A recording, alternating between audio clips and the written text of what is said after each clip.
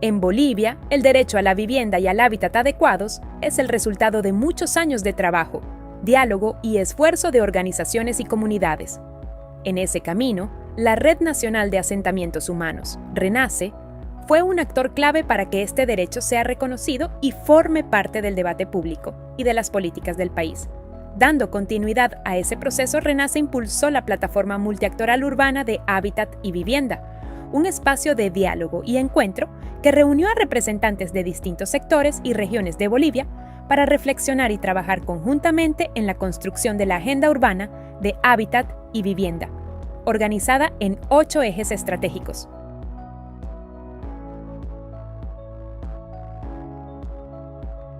Red Habitat ha sido parte, junto con ProHabitat y Ceres, de lanzar la idea de la Red Nacional de Asentamientos Humanos como un espacio para aglutinar aquellas instituciones que trabajaban con la problemática urbana y de vivienda en el país. Es un conjunto de instituciones no gubernamentales sobre todo, pero también de la academia, profesionales independientes, la sociedad civil organizada como tal, para poder, digamos, impulsar iniciativas sobre el hábitat y la vivienda de grupos vulnerables. Es una institución que nace de la premisa del urbanismo. Entonces, son varias organizaciones que colaboran para tanto lo que es educación, socialización y para hacer que crezca el conocimiento.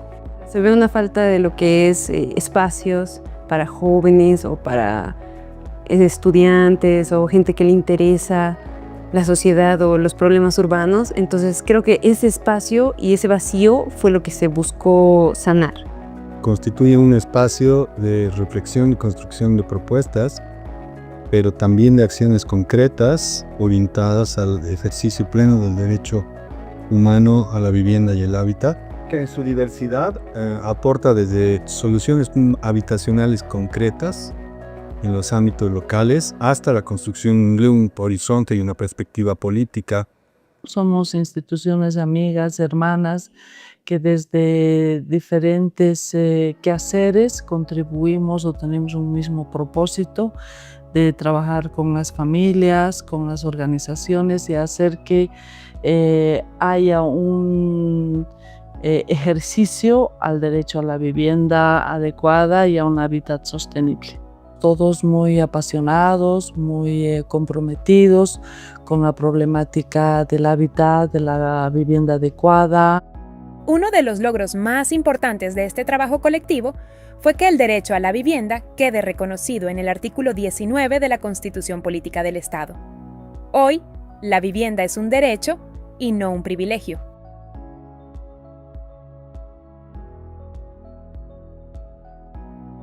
Y el derecho humano a la vivienda no es pues una casa en la cabeza, un techo en la cabeza, ni 4 paredes. Es en realidad un conjunto de atributos que tiene que tener la vivienda para garantizar una vida digna. Las ciudades de América Latina, el 80% las hace la gente con su propio esfuerzo. Pero el principio fundamental de la producción social del hábitat es buscar resolver el problema de la vivienda, no para lucrar con la vivienda, sino para tener un lugar donde vivir. Desde los años 60 se ha tenido una visión, digamos, del derecho al humano a la vivienda solamente anclada en la casa y sus 4 paredes. Más bien, creo que el desafío actual es repensar, reformular este derecho. Con eso implementa una perspectiva más integral que incorpore lo ambiental, incorpore también la cuestión del cambio climático. Elementos como la economía circular, como el metabolismo urbano. Que una de las prioridades que tiene la red es darle mucha fuerza a procesos de incidencia en cada una de las luchas que se tiene para poder ejercer el derecho a la vivienda, tomando en cuenta los 7 elementos de la vivienda adecuada. Nosotros queremos que ese artículo no se esté adornando un espacio de un documento, sino que se haga carne, se haga realidad en la vida de las personas. El crecimiento desordenado de las ciudades y la especulación del suelo hacen que muchas familias no puedan acceder a un lugar seguro donde vivir, alejándolas de servicios básicos y oportunidades que brindan las ciudades, fracturando los entornos habitacionales.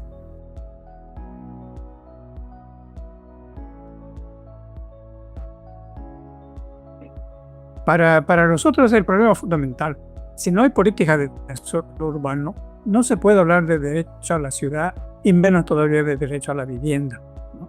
Entonces este es un tema, el tema del suelo urbano es un tema fundamental porque significa cómo va a intervenir el Estado frente al mercado del suelo urbano. Sabemos que es un mercado especulativo, sabemos que es un mercado que tiende al monopolio, por lo menos hemos visto en el Oriente. Entonces si no hay una intervención y si no hay un manejo del tema del suelo urbano, no podemos hablar realmente de derecho a la ciudad. Y las urbanizaciones se hacen con criterios meramente especulativos, se hacen a 10 kilómetros de la ciudad, se hacen sin pensar en las conexiones, en la conectividad de la zona, sin pensar en los servicios, simplemente por el hecho de vender, porque el suelo es una mercancía.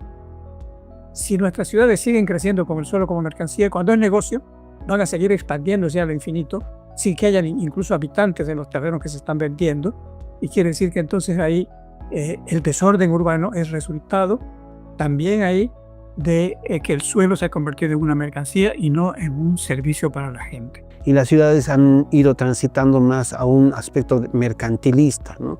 Entonces, revertir esto no es sencillo en el sentido de que necesitamos recobrar las ciudades para la gente. Los grandes intereses del mercado del suelo, obviamente que tienen sus segmentos, lo que les conviene. Y son los que crean la segregación, porque hacen urbanizaciones de alto nivel para la gente que paga mucho dinero, en el caso de Santa Cruz de Urubó. Y en el Plan 3000 se venden lotes a precio más bajo. Estamos yendo rápidamente hacia una mayor segregación socioespacial en nuestras ciudades, porque el tema del suelo no está siendo encarado como se debe, como el origen de los problemas de la dispersión, de la segregación y de la falta del acceso. Es el vinculado a procesos de urbanización extensiva, lo que desde YARI denominamos como aquellos procesos de urbanización mucho más allá de los límites administrativos o la mancha urbana de las ciudades. Son esos procesos vinculados al extractivismo que generan asentamientos humanos, por ejemplo, los campos de soya, las explotaciones mineras, los enclaves mineros, pero también aquellos efectos que se van a dar muy vinculados a el consumo de las ciudades, el consumo desmedido de las ciudades de energía y materias primas, que están teniendo efectos no en las ciudades, sino a varios kilómetros de distancia. El capital inmobiliario llega hasta donde le permiten, y donde ya no le permiten, no se va a complicar la vida. Y eso es lo que está faltando en este país. No se le permite todo. O sea, en esas condiciones no va a haber suelo urbano para la gente de bajos ingresos. En Bolivia, acceder a un crédito para vivienda social sigue siendo muy difícil. Muchas familias construyen poco a poco, con esfuerzo propio, muchas veces sin apoyo técnico ni condiciones adecuadas.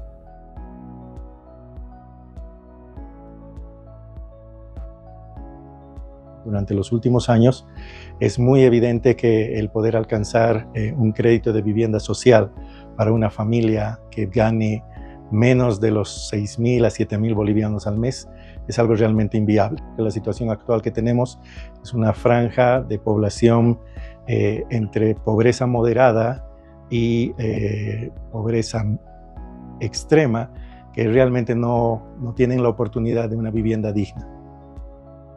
Es que las familias tienen que sacar un pan de la mesa, metafóricamente hablando, y poner un ladrillo en la casa. Entonces estamos atentando contra una buena alimentación de los niños en una etapa en la que necesitan alimentarse, que son niños.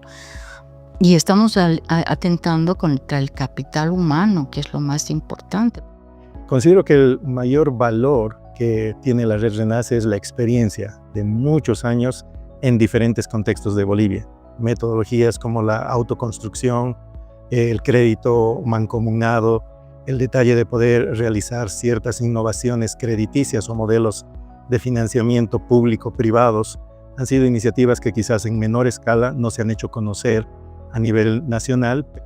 Cuando las personas se organizan y cuentan con apoyo técnico, pueden mejorar sus viviendas y sus barrios de forma colectiva.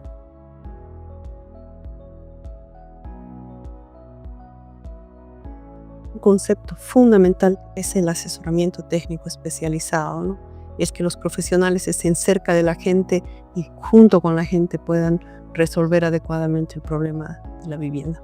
Un tema importante es que la autoconstrucción suelta así no funciona, ¿no? O sea, se autoconstruye obviamente, pero los resultados nunca son los que tienen que ser si es que no existe el conocimiento y capacidad que tienen los técnicos para aportarle a la gente, ¿no? La gente te aporta con un montón de cosas, sus necesidades, pero tú como técnico tienes que poderle aportar con conocimientos técnicos y darle seguimiento al proceso permanentemente. Vivir en zonas de riesgo y sin orientación técnica deja a muchas familias más expuestas a inundaciones, deslizamientos y otros efectos del cambio climático.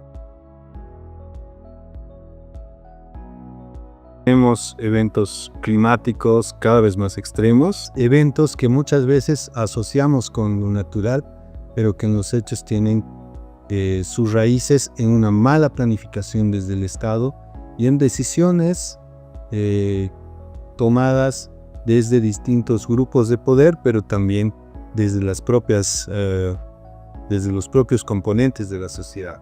Bueno, es evidente que este ya no es un trabajo únicamente de gestores públicos a una perspectiva desde la arquitectura y el urbanismo. Cuando abordamos por ejemplo, el tema de cuencas, necesitamos geólogos, geógrafos, hidrólogos que nos ayuden a estos procesos de planificación, porque la mera planificación de infraestructura o de dónde se asientan las viviendas o cómo se construye ya no es suficiente. Sabemos que la mayor parte de la vivienda es autoconstrucción. Esa es una forma de producción social de la vivienda. Entonces es una autoconstrucción sin asistencia y que se prolonga durante años. Y los resultados no son satisfactorios para la gente porque dicen, no quería yo así mi vivienda. Es decir, los vecinos de una zona se organizan y si se les diera algo de apoyo, que eso es lo que estamos haciendo en el proyecto que estamos con Renace, si se diera apoyo a la autoconstrucción, la gente organizada y con el apoyo de instituciones como el mismo gobierno municipal, los colegios de arquitectos, etcétera, pueden generar una vivienda digna, una vivienda decente, porque solos no lo pueden hacer porque no tienen los conocimientos y nadie les da asistencia. Desde los años 20 estrictas en La Paz nos hemos acostumbrado a embovedar ríos y ocultar los ríos, lo que aparentemente nos libra del problema por un tiempo, pero que después tiene consecuencias terribles en términos de nuestra falta de conciencia respecto a lo que está sucediendo con los ríos contaminados por debajo. No hemos aprendido a tener una relación armónica con los ríos y respetuosa en términos de sus flujos y de sus comportamientos naturales a lo largo del tiempo. El cambio climático está aquí y nos está impactando a todos y a todas, y es fundamental repensar nuestro vínculo con los elementos de la naturaleza en nuestros procesos de urbanización. El hábitat se rompe cuando moverse por la ciudad se vuelve difícil, cuando las calles y el transporte dejan de conectar y se transforman en barreras que afectan sobre todo a mujeres, niñas, niños y personas con discapacidad.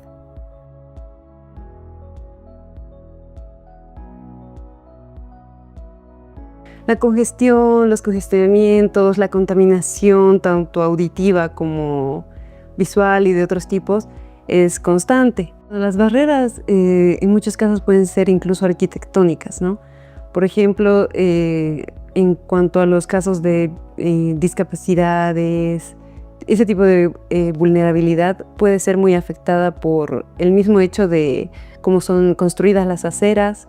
Para pasar a un modelo un poco más eficiente, tiene que haber muchas etapas, tanto la educación, las socializaciones, que es mucho lo que hace Renace, tiene que empezarse a dar importancia, a priorizar este tipo de acciones como ser mejoras de vías, priorizar al peatón y al ciclista, utilizar no tanto motorizados, alternativas de intermodalidad, por ejemplo, que la intermodalidad es permitir el uso de varios medios de transporte de forma eficiente. Los espacios públicos son lugares para encontrarnos, compartir y sentirnos parte de la ciudad. Cuando son seguros e inclusivos, fortalecen la vida en comunidad.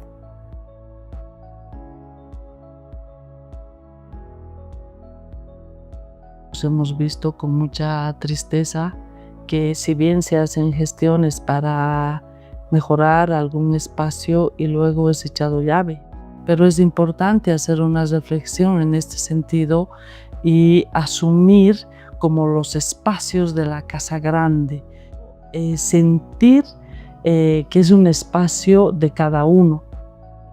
No hay barrios que cumplan en áreas verdes, no hay municipios que tengan registro propietario de sus espacios públicos. Entonces debemos empezar a trabajar en ello. No solamente las viviendas, pero también las escuelas son espacios sumamente importantes desde los cuales se puede irradiar en términos de educación ambiental, pero también de la construcción de escuelas que cosechen el agua, que reciclen sus residuos, que generen procesos de forestación más allá de las barreras o de las bardas de las escuelas para vincularse con los cuerpos de agua, con los espacios naturales. Es parte del trabajo que, por ejemplo, Renace a través del IADI está realizando en el Alto. Construir mejores ciudades requiere escuchar a la gente. La gobernanza urbana significa que las decisiones no se toman solo desde arriba, sino junto a la comunidad.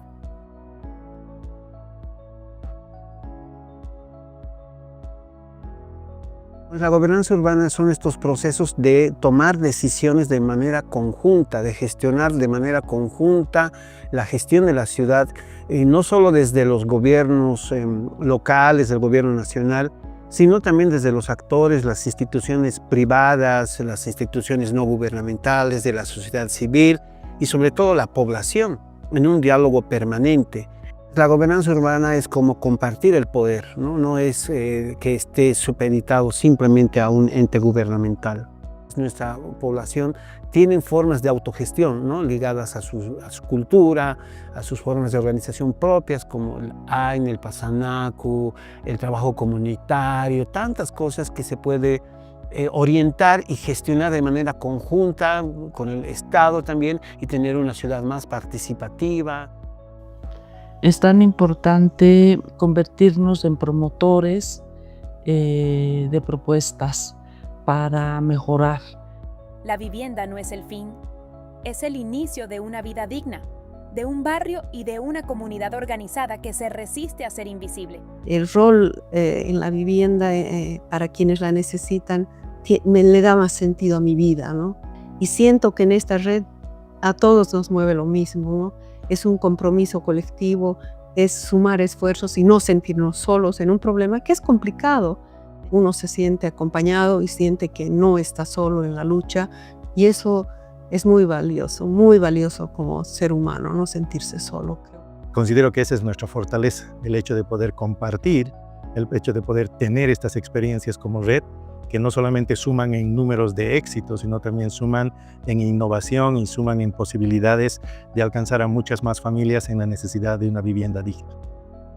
Yo creo que el rol de Renace es justamente reforzar este rol articulador, que el rol más importante de Renace es visibilizar y articular, ¿no? A los actores en las diferentes ciudades de nuestro país. La misión de luchar por la realización del derecho humano a una vivienda adecuada. No es escala, es calidad y casa por casa, caso por caso, y requiere una metodología. Estamos frente a una necesidad enorme de trabajar en forma conjunta porque los problemas ya no se pueden enfrentar individualmente, ni como gobierno central solamente, ni como La Paz solamente, ni como los departamentos. Es un trabajo conjunto que se tiene que encarar. Porque la ciudad no son solo edificios, sino son las personas que la habitan. Renace. Más de 30 años acompañando la vida que construyen ciudades.